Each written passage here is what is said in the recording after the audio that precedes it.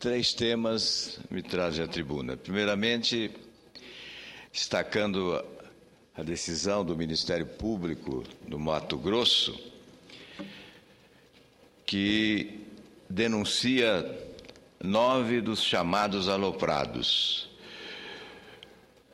Há 6 anos, os denominados aloprados produziram um grande escândalo durante o período eleitoral em São Paulo, quando a TV brasileira mostrou para todo o país uma mala com R$1.500.000 que se destinavam à compra de um falso dossiê com o objetivo de atacar o candidato ao governo de São Paulo, à época, José Serra.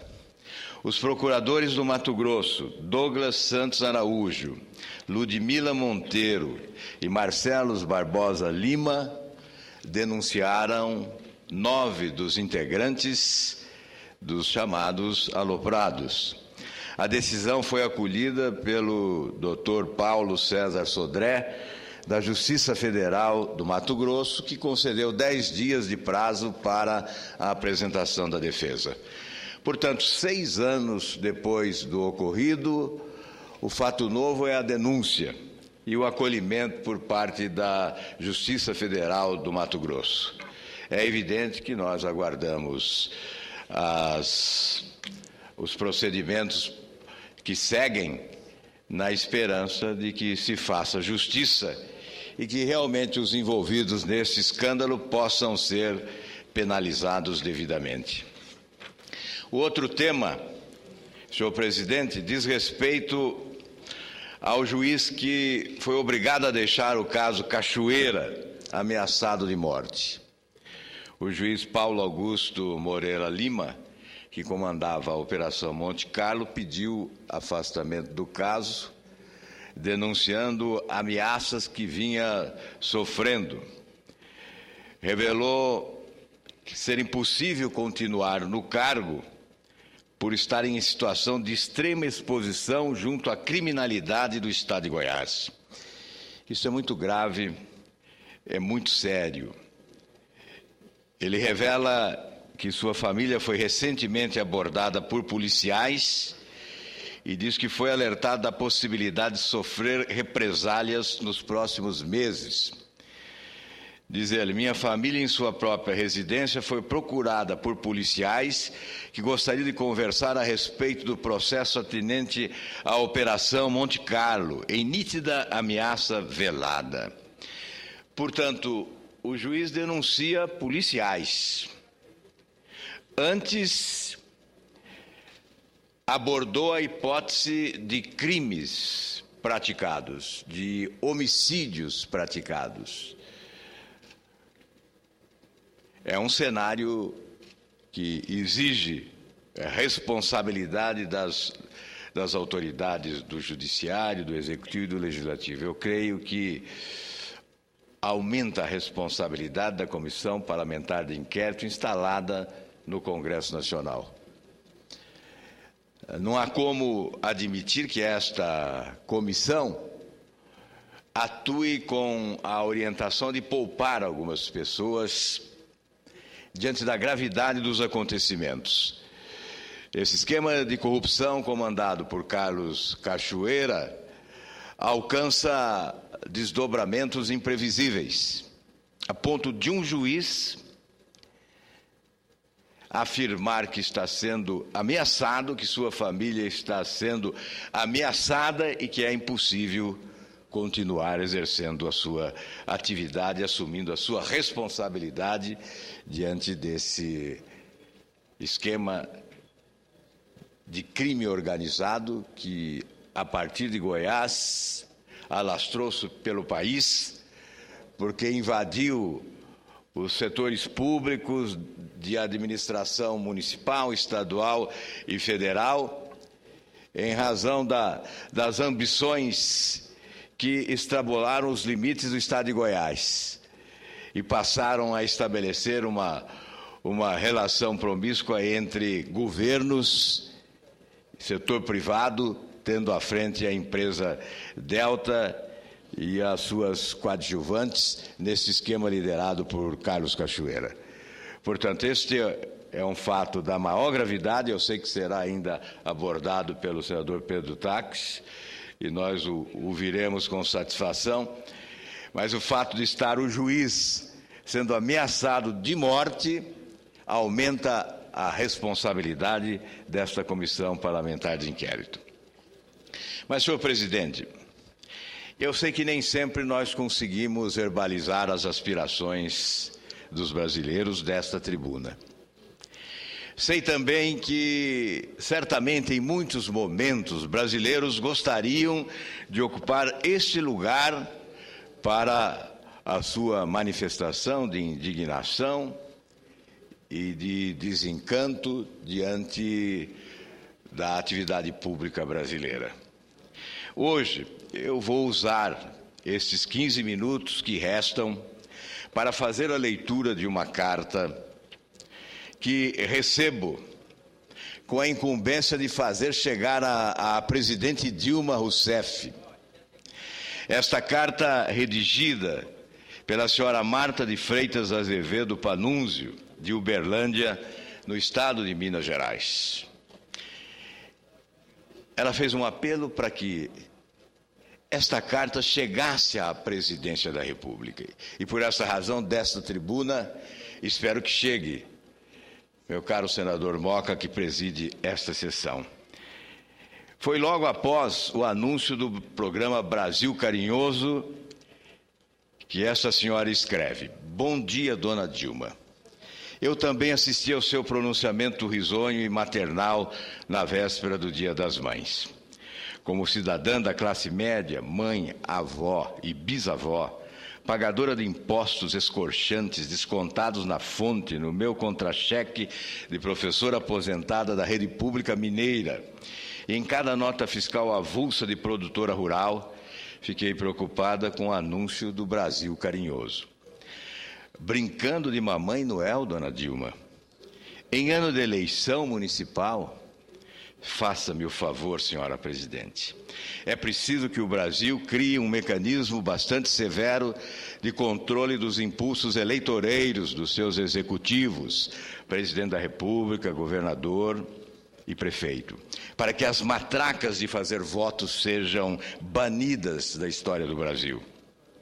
R$ 70 per capita para as famílias miseráveis que têm filhos entre 0 e 6 anos foi um gesto bastante generoso que vai estimular o convívio familiar dessas pessoas, porque elas irão, com certeza, reunir sob o mesmo teto o maior número de dependentes para engordar sua renda.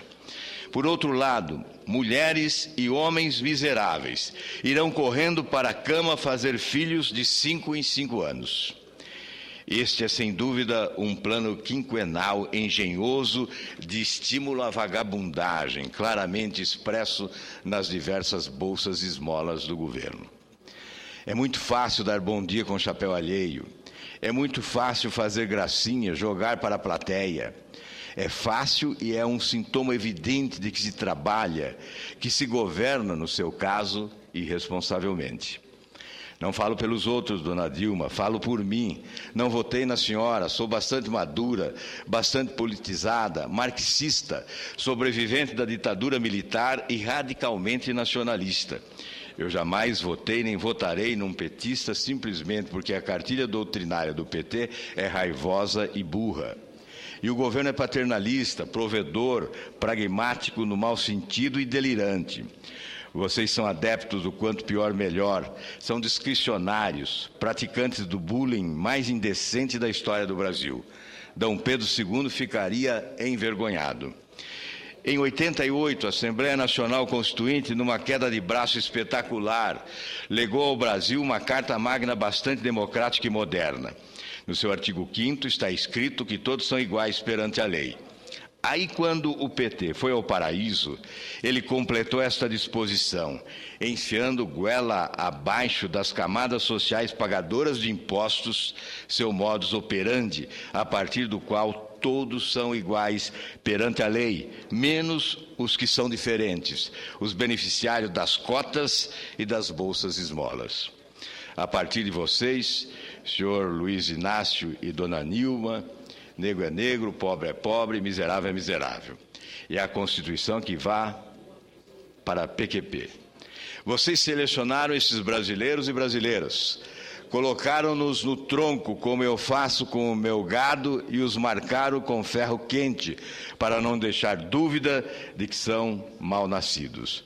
Não fizeram propriamente uma exclusão, mas fizeram uma certeza, publicamente, uma apartação étnica e social. E o ProUni se transformou num balcão de empréstimo para escolas superiores particulares de qualidade bem duvidosa, convalidadas pelo Ministério da Educação. Faculdades capengas que estavam na UTI financeira e deveriam ter sido fechadas a bem da moralidade, da ética, da saúde intelectual, empresarial, cultural e política do país. As cotas e o ProUni foram legitimados pelos ministros nomeados pelo Palácio do Planalto.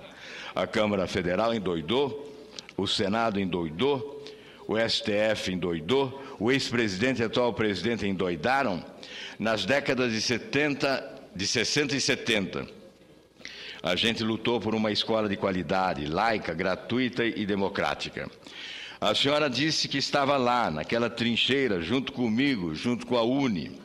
Se esqueceu disto, dona Dilma? Oi, por favor, alguém pare o trem, que eu quero descer.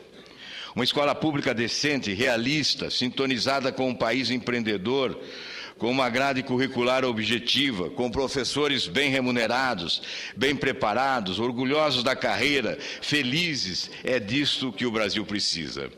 Para ontem. De ensino técnico profissionalizante, para ontem. Nossa grade curricular é tão superficial e supérflua que o aluno chega ao final do ensino médio incapaz de conjugar um verbo, incapaz de localizar a oração principal de um período composto por coordenação. Não sabe tabuada, não sabe regra 3, não sabe calcular juros, não sabe o nome dos estados nem de suas capitais. Em casa não sabe sequer consertar o ferro de passar roupa. Não é capaz de fritar um ovo, o estudante e a estudanta. Brasileiros só servem para prestar vestibular, para mais nada. E tomar bomba, o que é mais triste. Nossos meninos e jovens leem quando leem, mas não compreendem o que leram. Estamos na rabeira do mundo, dona Dilma, acorde. Digo isso com conhecimento de causa, porque domino o assunto. Fui a vida toda professora regente da Escola Pública Mineira. Seu presente para as mães miseráveis seria muito mais aplaudido se anunciasse apenas 2 decisões. Um Programa Nacional de Planejamento Familiar, a partir do seu exemplo, como mãe de uma única filha, e uma escola de um turno só, de 12 horas. Não sabe como fazer isto? Eu ajudo. Releia Josué de Castro, A Geografia da Fome. Releia Anísio Teixeira. Releia tudo de Darcy Ribeiro. Revisite os governos gaúcho e fluminense do seu meio conterrâneo e companheiro de PDT, Leonel Brizola. Convide o senador Cristóvão Buarque para um café amigo, mesmo que a Casa Civil torça o nariz. Ele tem um mapa da mina. A senhora se lembra do CIEPS? É disso que o Brasil precisa. De escola em tempo integral, igual para as crianças e adolescentes de todas as camadas miseráveis ou milionárias. Escola com 4 refeições diárias, escova de dente e banho. E aulas objetivas, evidentemente, com biblioteca, auditório e natação. Com um jardim bem cuidado, sombreado, prazeroso. Com uma baita horta para aprendizado dos alunos e abastecimento da cantina. Escola adequada para os de 0 a 6, para estudantes de ensino fundamental e para os de ensino médio, em instalações individuais para um máximo de 500 alunos por prédio.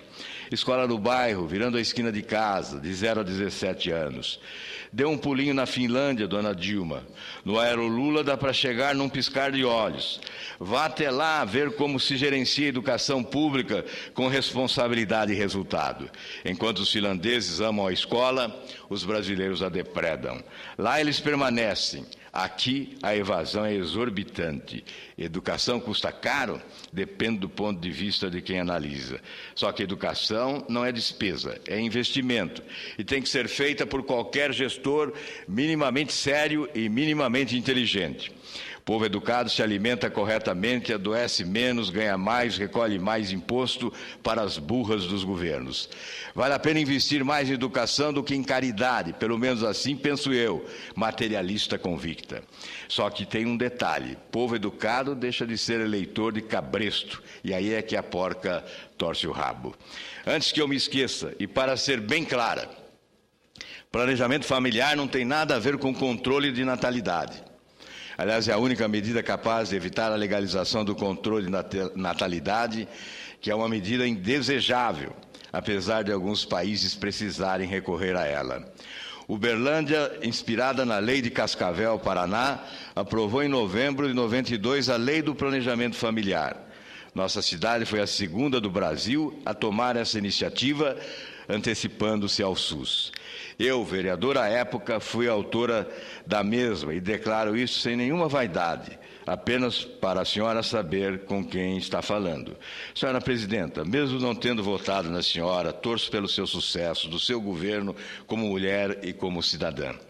Mas a maior torcida é para que não lhe falte discernimento, saúde nem coragem para empunhar o chicote e bater forte se for preciso. A primeira chibatada é o seu veto a este Código Florestal, que ainda está muito ruim, precisando de muito amadurecimento e aprendizado. O planeta Terra é muito mais importante do que o lucro do agronegócio e a histeria da reforma agrária bandoleira que vocês estão promovendo. Sou fazendeira e, ao mesmo tempo, educadora ambiental. Exatamente por isso não perco a sensatez. Deixe o Congresso pensar um pouco mais. Afinal, pensar não dói, e eles estão em Brasília bem instalados e bem remunerados para isto mesmo. E acautele-se durante o processo eleitoral que se aproxima. Pega mal quando um político usa a máquina para beneficiar seu partido e sua base aliada. Outros usaram. E daí? A senhora não é os outros. A senhora é a senhora, eleita pelo povo brasileiro para ser presidente do Brasil e não a presidente de um partidinho de aluguel qualquer. Se conselho fosse bom, a gente não dava, vendia. Sei disto, é claro. Assim mesmo vou aconselhá-la a pedir desculpas às outras mães excluídas do seu presente. As mães da classe média baixa, da classe média média, da classe média alta e da classe dominante. Sabe por quê? Porque somos nós, com marido ou sem marido, que junto com os homens produtivos, geradores de empregos, pagadores de impostos, sustentamos a carruagem milionária e a corte perdulária do seu governo tendencioso, refém do PT e da base aliada, oportunista e voraz. A senhora, confinada no seu palácio, conhece ao vivo os beneficiários do programa Bolsa Família? Os muitos que eu conheço se recusam a aceitar qualquer trabalho de carteira assinada por medo de perder o benefício. Estou firmemente convencida de que esse novo programa Brasil Carinhoso, além de não solucionar o problema de ninguém, ainda terá o condão de produzir uma casta inoperante, parasita social, sem qualificação profissional, que não levará nosso país a lugar nenhum. E o que é mais grave, com excesso de propaganda institucional, feita incessantemente pelo governo na última década, o Brasil está na mira dos desempregados do mundo inteiro. A maioria qualificada que entrarão por todas as portas e ocuparão todos os empregos disponíveis e se contentando até mesmo com a informalidade. E aí os brasileiros e brasileiras vão ficar chupando prego, entregues ao Deus dará, na ociosidade que os levará à delinquência e às drogas. Quem cala, consente. Eu não me calo. Aos 74 anos, o que eu mais queria era poder envelhecer despreocupada, apesar da pancadaria de 64. Isso não está sendo possível, apesar de ter lutado a vida toda para criar meus 5 filhos e ter educado milhares de alunos na rede pública. O país que eu vou legar aos meus descendentes ainda está na estaca zero, com uma legislação que deu a todos a obrigação de votar e o direito de ser votado, mas gostou da sacanagem de manter a maioria silenciosa no ostracismo social, desprecisada e desinteressada de enfrentar o desafio de lutar por um lugar ao sol, de ganhar o pão com o suor do seu rosto. Sem dignidade, mas com um título de eleitor na mão, pronto para depositar um voto na urna a favor do político paizão, mãezona, que lhe dá alguma coisa, dar o peixe ao invés de ensinar a pescar. Esta foi a escolha de vocês. A senhora não pediu minha opinião, mas vai mandar a fatura para eu pagar. Vai. tomou essa decisão sem me consultar. Num país com taxa de crescimento industrial abaixo de zero, eu, agropecuarista, burro de carga brasileiro, me dou o direito de pensar em voz alta e o dever de me colocar publicamente contra esse cafuné na cabeça dos miseráveis. Vocês não chegaram ao poder agora, já faz 9 anos. Pense bem, torraram uma grana preta com Fome Zero, Bolsa Escola, Família, Vale Gás, ONGs fajutas e outras esmolas que tais. Essa sangria nos cofres públicos não salvou ninguém, não refrescou nada. Gostaria que a senhora me mandasse o mapeamento do Brasil miserável e uma cópia dos estudos feitos para avaliar o quantitativo de miseráveis apurado pelo Palácio do Planalto antes do anúncio do Brasil carinhoso. Quero fazer uma continha de multiplicar e outra de dividir, só para saber qual a parte que me toca nesta chamada de capital. Democracia é isto, minha cara. Transparência não ofende,